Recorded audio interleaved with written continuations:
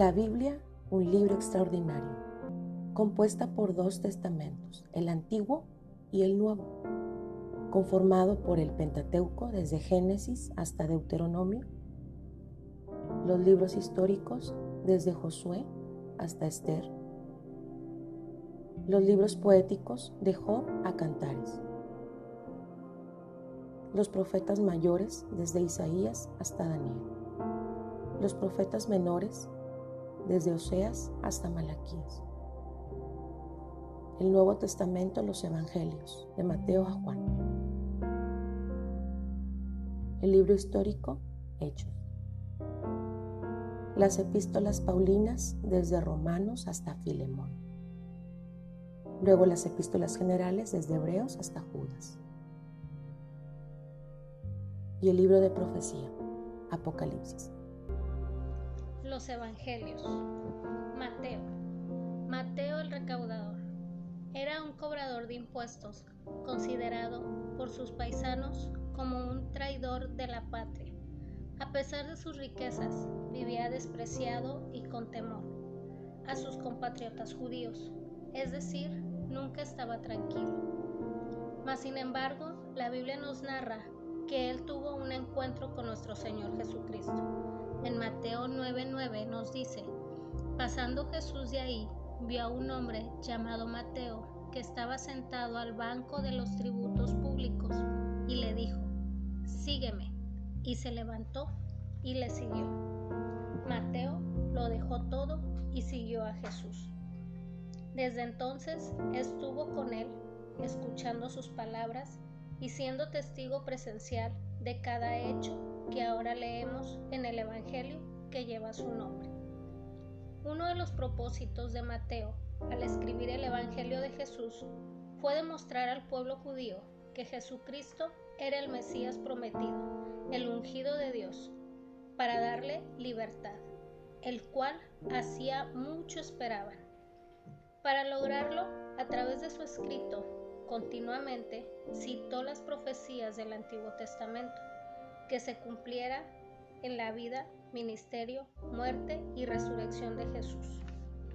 Mateo, el publicano, vino a ser un fiel apóstol de Jesús a consecuencia de una importante decisión en su vida: seguir al Maestro. Marcos.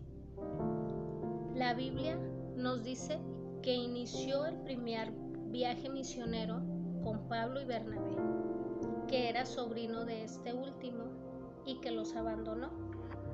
Hechos 13, del 5 al 13 lo menciona. También dice 2 de Timoteo 4:11 que años después fue requerido por Pablo cuando estaban en la cárcel.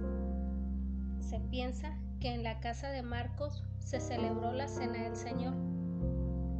También en Marcos 14:51 nos hace referencia que era el joven que seguía de lejos a Jesús. Hechos 12:12 menciona que en su casa se hacían reuniones de la iglesia de Jerusalén. En lo que concierne su trabajo como escritor, la tradición dice que fue la predicación del apóstol Pedro lo que influyó los escritos de Marcos. Primera de Pedro 5:13. ¿Por qué se llama el inmediato? Porque en el Evangelio de Marcos la acción está presente en cada versículo. Vemos que es más corto de los 4 evangelios. En Marcos todo es rápido. La palabra luego o inmediato es usada 42 veces. En el primer capítulo vemos a Juan el Bautista y a Jesús en pleno trabajo, predicando y enseñando. En el capítulo 2 nos narra la sanidad de un paralítico. En el capítulo 3, versículo 4, el milagro de la mano seca, que a pesar de que era día de descanso para los judíos y no se permitía hacer nada, Jesús preguntó a los fariseos: ¿es lícito en los días de reposo hacer bien o hacer mal? Para demostrar que Él hace el bien. La razón de tanta acción se debe que iba dirigido a los romanos, un pueblo guerrero. Ese es el Jesucristo de acción que registra el Evangelio de Marcos. Juan, el hijo del trueno. Jesús puso a Juan y a su hermano Jacobo el apelativo de hijos del trueno por su fuerte temperamento. Nos dice ahí en la Biblia, en Marcos 3:17. También en la Biblia encontramos en Lucas 9:54 que en una ocasión pasaba el maestro con sus discípulos por un pueblo y la gente del lugar no los quiso recibir, y que a Juan se le hizo fácil pedir permiso al Señor para hacer descender fuego del cielo sobre ellos. Pero el amor de Jesucristo transformó a Juan. Él caminó con Jesús, vio sus señales, sus prodigios. Más tarde, el Hijo del Trueno sería conocido como el apóstol del amor, y escribió su evangelio y demostró que Jesús es el Hijo de Dios. También los historiadores dicen que la madre de Juan se llamaba Salomé. Era hermana de María. Si esto es así, entonces ellos serían primos.